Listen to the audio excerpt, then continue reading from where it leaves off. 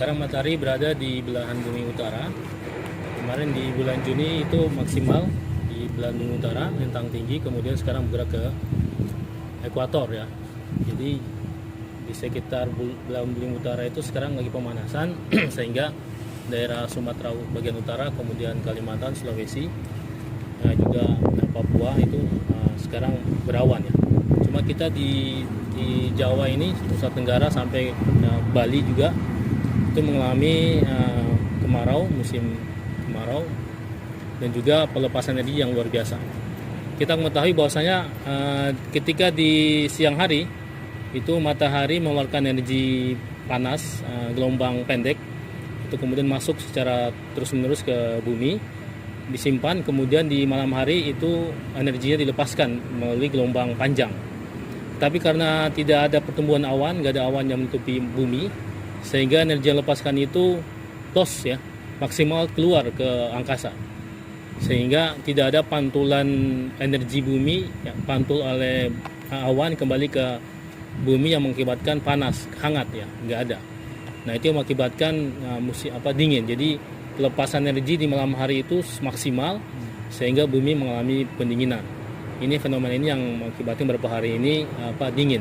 Kemarin itu sampai 16,6 derajat Celcius, itu di luar anomali ya, karena biasanya di bulan Juli itu 18,6.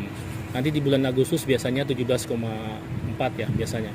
Tapi ini sudah 16,6 kemarin di bulan Juli.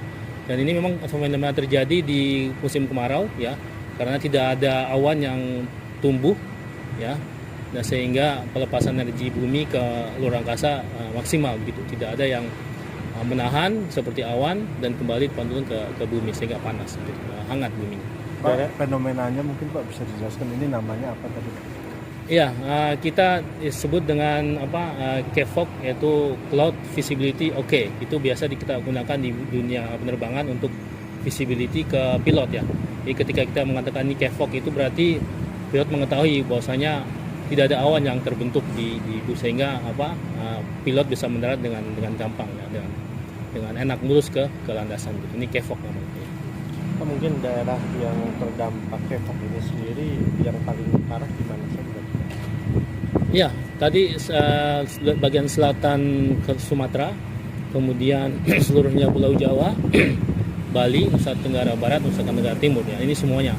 Karena sekarang di daerah Australia pun lagi musim dingin dan itu berakibat juga ke Indonesia, sehingga tekanan tinggi di Australia, kemudian tekanan itu udara mengalir dari Australia menuju ke Asia dan itu kering karena benua Australia itu kan kering gurun ya, nggak ada yang dibawa uap air, dan itu kemudian masuk ke ekuator Indonesia dan lurus ke berbelok di sekitar Kalimantan, itu kemudian membuat ada awan-awan sedikit tapi tidak banyak juga sebenarnya di sana. Semua masih musim kemarau seluruh Indonesia sekarang. Berdasarkan analisis Pak, sampai kapan kemudian? Ya, ini memang fenomena di musim kemarau. Di bulan Agustus mungkin masih terjadi ya. Nanti ketika sudah mulai masuk bulan Oktober itu kemudian sudah mulai muncul awan hujan ya. Tapi nanti kita masih menunggu juga fenomena yang lain seperti MGO dan juga ENSO ya. Kita masih pantau, kalau itu muncul berarti nanti akan ada hujan. Seperti kemarin beberapa hari yang lalu hujan ekstrim itu karena MGO melewati Indonesia dan sekarang posisinya sudah berada di bagian barat Amerika di Samudra Pasifik, sehingga dia membuat sekarang Indonesia musim kemarau murni gitu. Ya. Hal yang perlu diwaspadai Pak dari CVOC ini?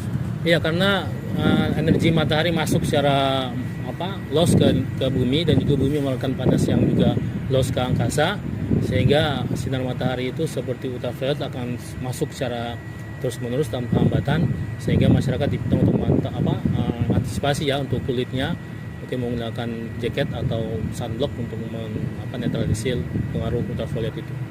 Pak, jika pagi hari sendiri suhu terdingin di Bandung Raya ini sendiri berapa sih Pak? Iya.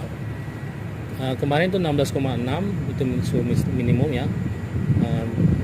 Biasanya sih 18 ya, 18-19 derajat. Tapi daerah pegunungan sendiri?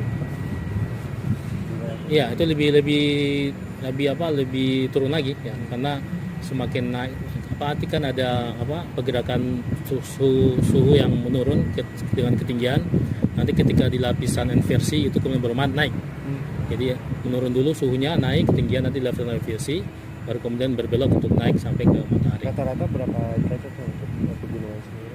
Pegunungan itu kan kemarin di Bandung ini Cemara ini 16,6, di atas itu sekitar 16 ya, atau mungkin 15,8 masih.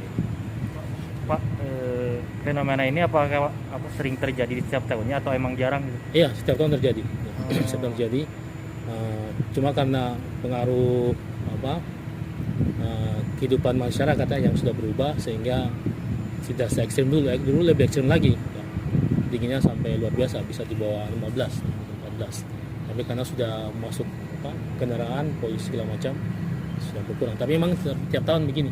Kalau beberapa hari terakhir sih bisa dibilang cukup dingin ya di Bandung ini, nggak tahu fenomena apa gitu, karena emang jarang banget gitu dinginnya, emang benar-benar dingin. Nah kemarin aja saya lihat itu di ponsel sampai 15 derajat. 15 derajat itu pagi-pagi. Pagi-pagi sama subuh lah. Ini udah kerasa berapa hari kan untuk cuaca ini kan? Udah 3 harian atau 4 hari lah kalau nggak salah. 4 hari ya, belakang ya.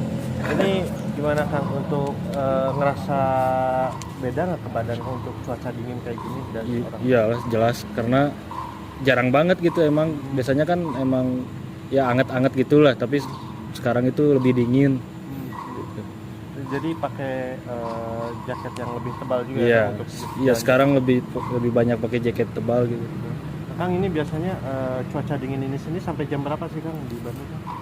Kalau sekarang sih lumayan lama ya, cukup sampai siang gitu, sampai jam 10-11 gitu. Kalau dulu mah paling jam 8 juga udah anget gitu. Sekarang masih kerasa ya jam Sekarang 10? masih kerasa, makanya pakai jaket tebal.